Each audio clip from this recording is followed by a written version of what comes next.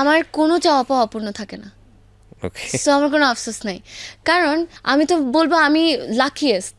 সুদূর প্রসারী চিন্তা করা বাবা যে পাবে তার জীবনে আর কিছু লাগে না। না কিন্তু এমন হয়নি যে তোমার বাবা কন্ট্যাক্ট করার কারণে অনেক ক্লায়েন্ট চলে গেল, কাজ হচ্ছে না? হ্যাঁ, এরকম হয়েছে।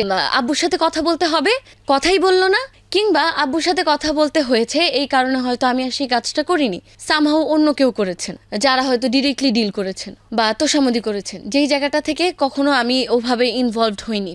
তোমার সেলফোন নাই, তুমি নিজে সেলফোন ইউজ করো না? আমার মোবাইল, আইপ্যাড, এভরিথিং আছে, আমার সব আছে, কিন্তু আমি পার্সোনাল নাম্বার ব্যবহার করি না। কেন করো না? এবং আমার তুমি রাইট নাও বন্ধুদের সাথেও না। 23, তোমার তো এটা খুব নরমাল, রাইট? আমি হ্যাঁ, এটা সবার জন্য নর্মাল। আমরা মানুষের কি কাছে এটা বলবো এটা যে ঐশী খুব কনজারভেটিভ এর মধ্যে মানুষের বড় কাছে হচ্ছে? অ্যাবনর্মাল মনে হতে পারে না, একদমই না। কারণ আচ্ছা, আমি এটা আগে বলে নিই যে মানুষের কাছে এটা অ্যাবনর্মাল লাগতে পারে যে পার্সোনাল নাম্বার নাই, এটা কি হতে পারে? তাহলে কমিউনিকেশন করে কিভাবে? আমার মায়ের নাম্বার আছে, আমার যখন প্রয়োজন হচ্ছে কোনো কিছুতে লাগছে, আমি কাউকে আমার বন্ধু হোক বা এনিথিং, আমি আমার মায়ের তুমি কি নাম্বার ফ্রম দিয়ে দ্য বিগিনিং এটা কমিউনিকেশন। মেইনটেইন করছো নাকি কোনো ব্যাড এক্সপেরিয়েন্স থেকে না, আসলে? ফ্রম দ্য বিগিনিং, ছোটবেলা থেকেই। ওকে, ছোটবেলা থেকে এভাবে আমি মেইনটেইন তোমার করছি। আব্বু মতো তোমাকে বড় হতে দিবে না তাহলে, তোমাকে সারা জীবন তাদের আই নাম্বার ডোন্ট কেয়ার, আমি না এটা অনেক পছন্দ করি। কারণ আমার কাছে মনে হয় যে আমার প্রত্যেকের সাথে যতটুকু যোগাযোগ করা দরকার সেটা তো আমার হয়েই যাচ্ছে, বাকি আমি একটা পার্সোনাল নাম্বার দিয়ে করব কি?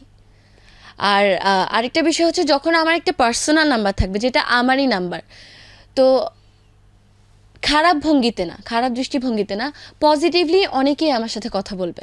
সেটা বন্ধু হতে পারে, শুভাকাঙ্ক্ষী হতে পারে, বা অনেকেই হতে পারে। তো সেই জায়গা থেকে যখন কথা বলবে, আমি কিন্তু তাদেরকে ফেলে দিব না।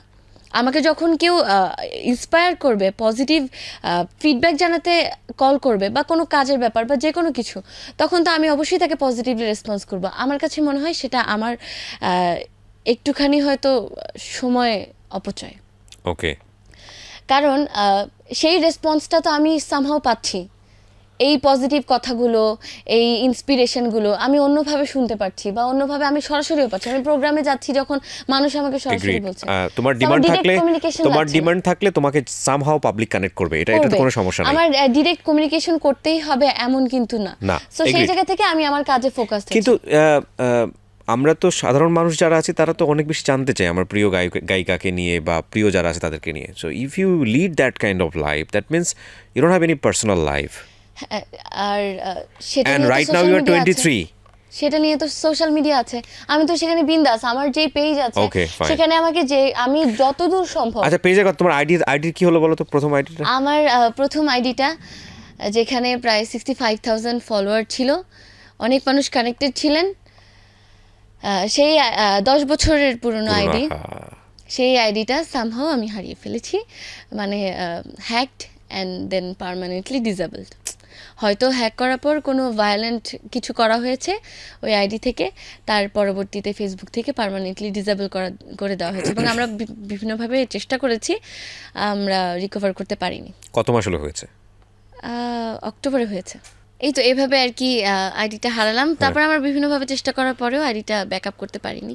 তো যাই হোক, যেটা বলছিলাম যে সোশ্যাল মিডিয়া এখন আমার মনে হয় যারা মানে এই টাইপের কাজ করে, যাদের জন্য পাবলিক ম্যাটার করে, তাদের জন্য খুব দারুণ একটা মাধ্যম, এবং এই মাধ্যমটা হলে যোগাযোগের জন্য আসলে আর কিছু লাগে না। কিন্তু ঐশী, মানে আমরা তো সবাই একটা লাইফ লিড করি, তোমার একটা ক্যারিয়ার আছে, পড়াশোনা আছে, সব ঠিক আছে, বাট তুমি যেই পরিমাণ সিরিয়াস তোমার ক্যারিয়ারের ব্যাপারে, তোমার কথা শুনে যেটা মনে হচ্ছে, তাতে তোমার কখনো মনে হয় না যে তুমি একটা এজে গিয়ে তোমার এই অসম্ভব সুন্দর একটা এই এজটাকে তুমি তোমার ব্যক্তিগত জায়গা থেকেও তো কিছু চাওয়া পাওয়ার ব্যাপার স্যাপার থাকতে পারে, সেটা তুমি পুরোপুরি স্যাক্রিফাইস করতেছো তোমার ক্যারিয়ারের জন্য? আমার কোনো চাওয়া পাওয়া অপূর্ণ থাকে না, ওকে, সো আমার কোনো আফসোস নাই। কারণ আমার কথা হচ্ছে শুধু পার্সোনাল নাম্বার বা না, it is not about personal number, it's about personal life. আমার অবশ্যই আমার পুরো লাইফটাই তো পার্সোনাল লাইফ। কারণ আমি কাজ করছি গানের জন্য, গানটাও তো আমার নিজেরই একটা বিষয়, এবং আমি তো এই জায়গা থেকে স্যাটিসফাইড যে, কারণ আমরা কি চাই, গান গাইবো নিজের মনের খোরাক, প্লাস যেহেতু মানুষের জন্য এখন গান গাইছি, মানুষ শুনছে, পছন্দ করছে, রেসপন্স করছে, সো ওই লাইফটাও কিন্তু আমাদের নিজেরই লাইফ। রাইট, এই লাইফটাও আমরা পছন্দ করি বা আমরা চাই, স্বপ্ন দেখি।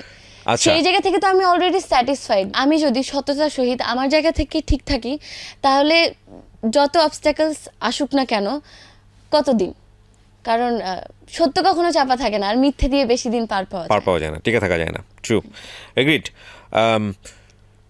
আমি একটা গান আমার যেটা মনে হয়েছে যে এটা বোধহয় গান বাংলার সম্ভবত একটা কম্পোজিশন ছিল, এবং এটা মোস্ট ভিউ এখন পর্যন্ত বোধহয় তোমার করা সবচেয়ে বেশি ভিউ বোধহয় ইউটিউবে ওই গানটারই, তাই কি? নাকি আমি ভুল বললাম? আমার জানা হয় না। হ্যাঁ, দিল কি দয়া হয় না, এটাই বোধহয় সর্বোচ্চ ভিউ।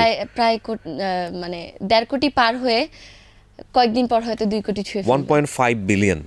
এবং এটাতে মানে আমরা তো জানি এখন প্রমোশনের একটা বিষয় আছে, বা এটা করা যায়, কিন্তু এই গানটাতে নো প্রমোশন, এটা হচ্ছে অর্গানিক ভিউ যেটাকে বলে, হিউজ। তুমি নিজে করো না কেন চ্যানেল? আমার নিজের একটা চ্যানেল আছে, আচ্ছা, কিন্তু সেখান থেকে হয়তো টুকিটাকি কিছু আপলোড হয়েছে, কিন্তু সেরকম উল্লেখযোগ্য কোনো কাজ আপলোড হয়নি। বাট আমরা প্ল্যানিং করছি হয়তো কিছু কাজ আমি আমার চ্যানেল থেকে আস্তে আস্তে।